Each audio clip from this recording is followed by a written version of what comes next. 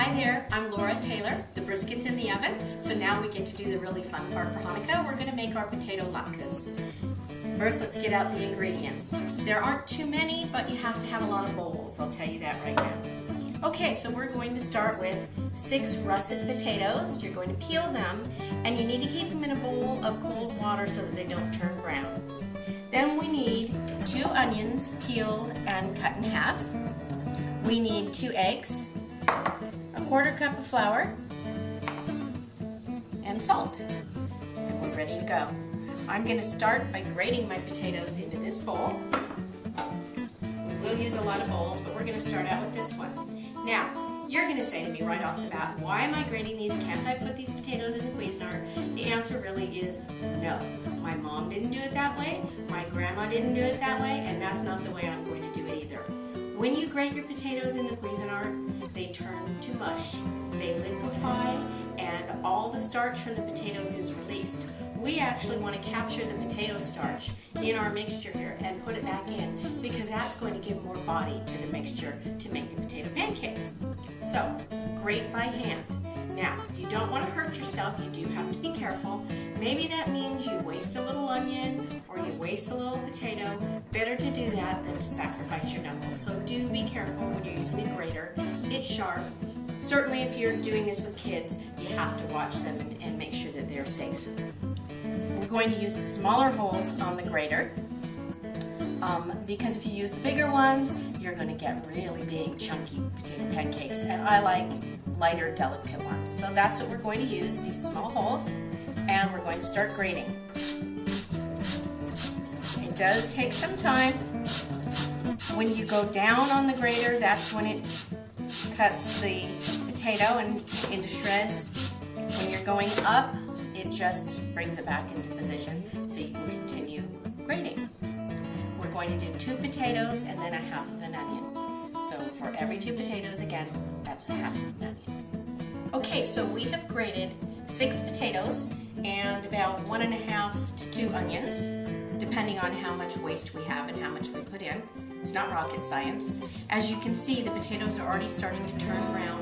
It's okay because when we fry them, they're going to be brown anyways. So don't panic about that.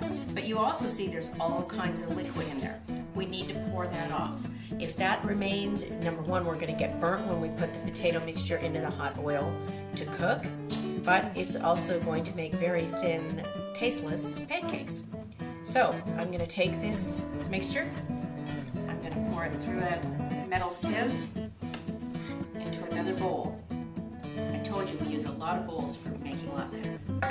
I'm going to use the back of my wooden spoon to press more of the liquid out.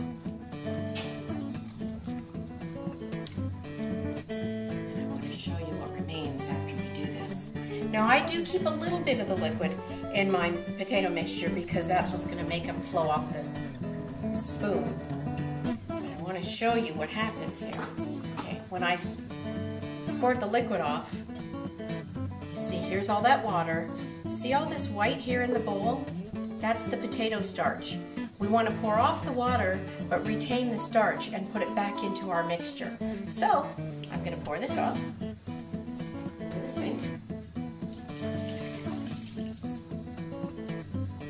And the starch is trying to escape with that, so that's where the spoon comes in handy too. And then we'll pour the starch back into the potatoes. Okay? Now you see this is in the bowl. Put it back into the bowl. So we're reusing the same bowl a lot. Now we're going to add flour. This is about a 1/4 cup. It's to keep things together but also to add some body to the potato mixture. We are going to add 2 eggs, so we're going to crack those in.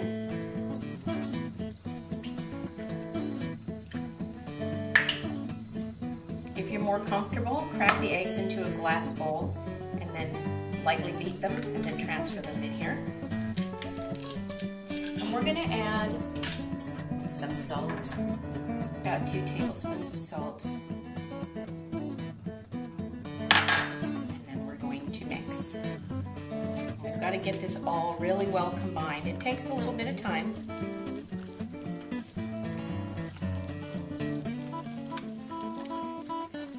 And soon this will be ready for tasting, believe it or not. I know you're thinking that's disgusting and it's raw eggs, but you know what? I've been tasting my potato mixture all these years and I'm still here to tell you about it.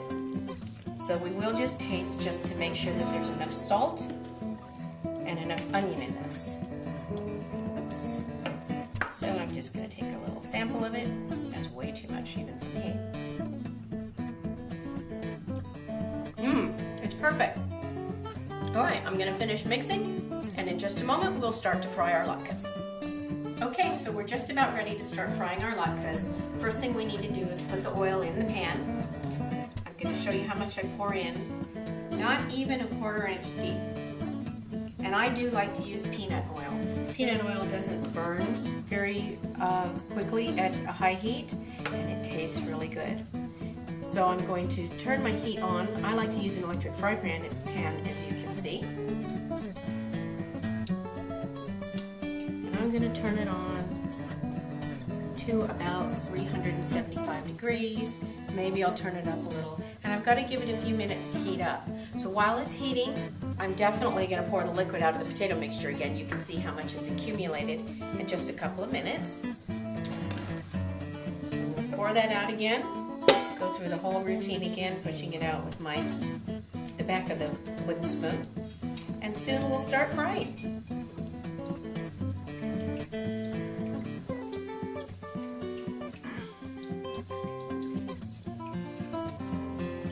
I'll dump this back into the bowl.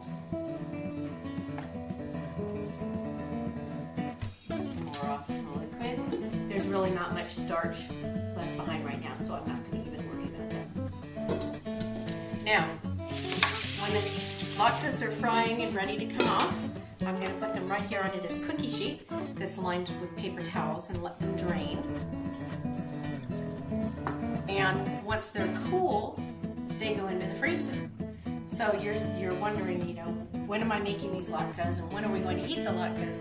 The fact of the matter is, I'm making them today. I might not serve them until tomorrow, or even the last night of Hanukkah, or who knows when. And in fact, I do like to keep some extras in the freezer for the family to enjoy. After they drain, I put them onto another clean cookie sheet. No wax paper, no nothing. Just latkes on the cookie sheet, and they immediately go into the freezer until they are really, really firm.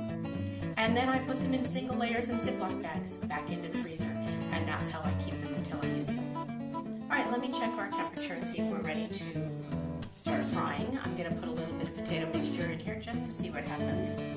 Just the tiniest bit.